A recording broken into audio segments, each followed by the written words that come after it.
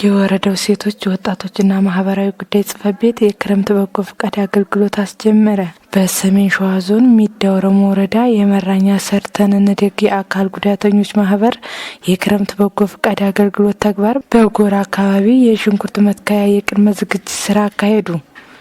በመርሃ ግብሩ ላይ የሚዳ ኦሮሞ ወረዳ ብልጽግና ፓርቲ ቅርንጫፍ ጽሕፈት ቤት ኃላፊ አቶ ሽፈራው ኃይሉ፣ የሴቶች ወጣቶችና ማህበራዊ ጉዳይ ጽሕፈት ቤት ኃላፊ ወይዘሮ ኤልሳ ማሞ፣ የጽሕፈት ቤቱ ባለሙያዎች፣ የመራኛ 01 ቀበሌ ዋና አስተዳዳሪ አቶ ሞገስ አጎናፍርና የመራኛ ሰርተን እንደግ አካል ጉዳተኞች ማህበር ተገኝተዋል።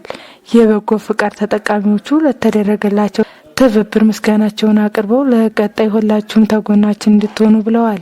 የበጎ ፍቃድ አገልግሎት የህብረተሰቡን ማህበራዊና ኢኮኖሚያዊ ተጠቃሚነት አረጋግጧል ያሉት የወረዳው ሴቶችና ወጣቶች ማህበራዊ ጉዳይ ጽሕፈት ቤት ኃላፊ ወይዘሮ ኤልሳ ማሞ በዛሬው ዕለት ለመራኛ ሰርተን እንደግ የአካል ጉዳተኞች ማህበር በተሰጠው ቦታ ላይ በጽሕፈት ቤቱ አስተባባሪነት ለሽንኩርት መትከያ የሚሆን የቅድመ ዝግጅት የቁፋሮ መርሃ ግብር ተከናውኗል ብለዋል።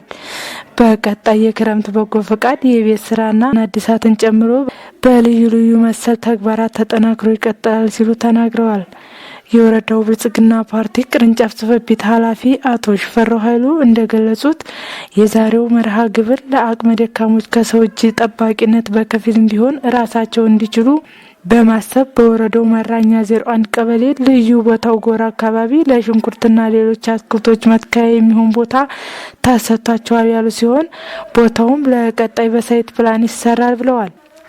አቶ ሽፈራው አክለውም የበጎ ፈቃድ አገልግሎት ተግባር በአንድ ቀን ተጀምሮ የሚቆም ሳይሆን ዓመቱን ሙሉ የሚሰራ ውጤቱ ለሕሊና እረፍት የሚሰጥና የሚያስደስት በመሆኑ የክረምት ወራት የበጎ ፈቃድ አገልግሎት ተግባራትን በተለያየ ተግባራት እስከ መስከረም ወር መጨረሻ የምናስቀጥል ይሆናል።